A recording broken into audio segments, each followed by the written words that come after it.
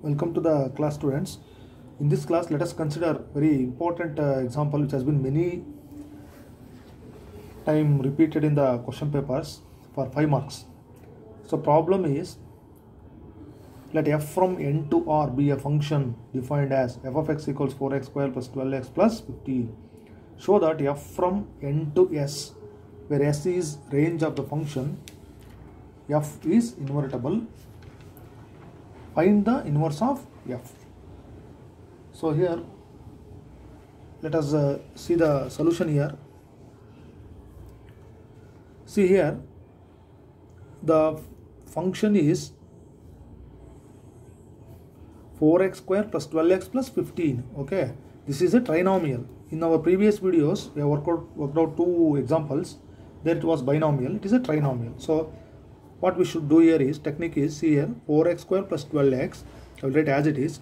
So instead of 15, I will write 9 plus 6. Why?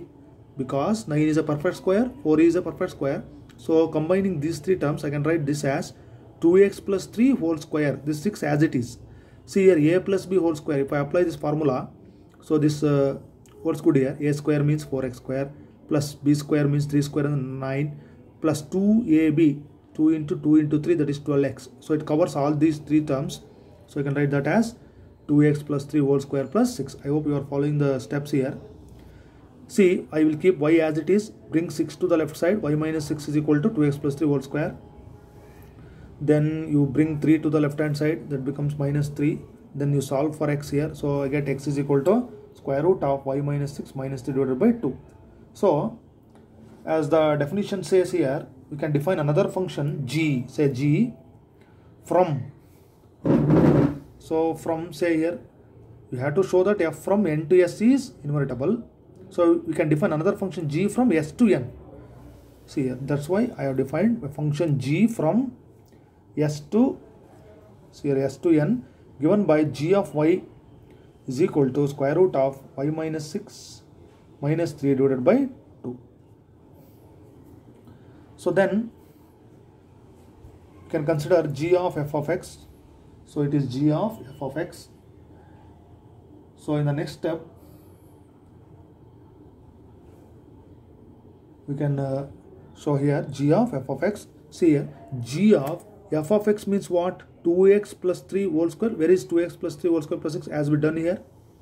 See here, you can write this also or this one. So for simplified purpose, I have written this 2x plus 3 whole square plus 6. So the same thing repeats here. See here, 2x plus 3 whole square plus 6. Then g of this. So this whole thing inside the bracket you think as y. Then it looks like g of y.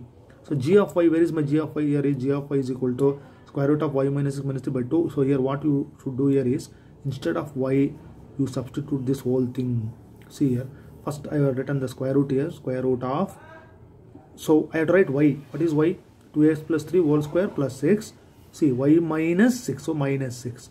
This minus 3, this outside. So all this thing right lies inside the square root. Don't drag the square root up to here. It ends only at this point. See here, square root of, so then this plus 6 minus 6 cancels. 2x plus 3 whole square minus 3. So as we know, square root and square, so they are the inverse to each other. So they get cancelled. So we get only radicand here. So then this 2 get cancels x. So we get g of f of x is equal to x.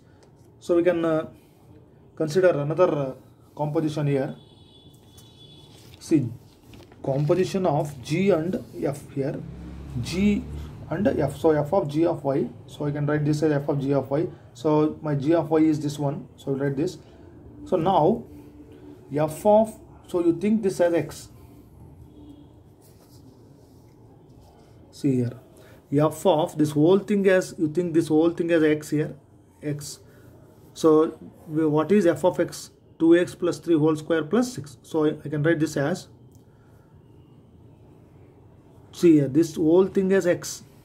So I will write this as 2x, see, 2x plus 3 whole square plus, so I can write this as 2, so I will put bracket here, say 2 into, so you can remove this, 2x plus 3 whole square. See 2x, this one is, so you can put the bracket here, 2x plus 3 whole square plus 6. So here this 2 get cancels here. So 2x plus 3. So I can write this as this. Then what is the quantity left here? See this minus 3 and plus 3. See whole square plus 6. So this is very, very important here. 2. So I can put the bracket or square bracket, whatever it may be. 2x. See here 2x. X means square root of 5 minus 6 minus 3 divided by 2. 2x plus 3 whole square. So that 2x plus 3 whole square plus 6 I have written as it is. So then what happens? 2 get cancels here. So what is the quantity left here? Square root of 5 minus 6, this minus 3 plus 3 whole square plus 6. So then this also get cancels here. See here square root of y minus 6 whole square plus 6. See this square root and square inverse. So I can get radicand only. Y minus 6 plus 6. So I can get this as y. So what we proved here is f of g of y is equal to y. See here g of f of x, that is equal to x. Then f of g of y is equal to y. So now the only thing is, by definition here, what it says here,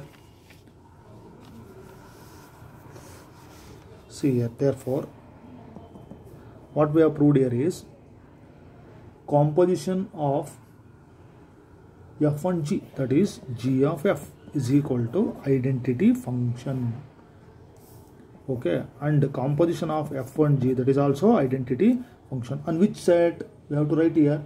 On n natural number n to s. Okay, n to s. So this implies g is the inverse of f. See, g is the inverse of f. So where is this g? Where is my inverse? See here, inverse is, as we previously discussed here, whatever we solve for x. See here, whatever we solve for x, this itself will be the inverse of x. So we can copy from here the same thing, square root of y minus 6, that is square root of y minus 6 minus 3 divided by 2 is equal to f inverse. So this is the inverse of the given function. So you can go through this example 2 or 3 times. This is a very important example from the examination point of view. So it starts from, see here, it starts from writing 15 as 9 plus 6. Why? To make it a perfect square. So you leave this 6 as it is. I write these 3 terms in the form of a plus b whole square, and you solve for x here. X is this one. Then let us define g from s to n as g of y. Then you show that g of f of x as x. So these things are all very, very important. So you can practice it and write it in your notebook neatly. Thank you.